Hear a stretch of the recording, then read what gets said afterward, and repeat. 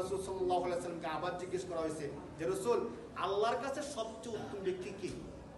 আল্লাহ রাসূল বলেন যে আল্লাহ পাক রব্বুল আলামিনের কাছে সবচেয়ে উত্তম ব্যক্তি হলো ইন্না আওলান নাস বিল্লাহি তাআলা, ইন্না আওলান নাস বিল্লাহি তাআলা, আল্লাহ তাআলার কাছে সবচেয়ে উত্তম ব্যক্তি হলো সে মান বাদা বিস সালাম, যে ব্যক্তি আগে আগে সালাম দেয়। যে ব্যক্তি কোন সময় সালাম দেয় ভাই? আগে আগে সালাম দেয়। হাদিসের মধ্যে আসছে আল্লাহ রাসূল এত আগে সালাম দিতেন, এক সাহাবী বলছেন যে আমি দীর্ঘদিন অপেক্ষা করছিলাম রাসূলকে একটা সালাম দিব, কিন্তু আমি রাসূলকে সালাম দিতে পারিনি। যত দূর থেকে রাসূল দেখতেন আমাকে অনেক আগ থেকে সালাম দিয়ে দিতেন, আসসালামু আলাইকুম।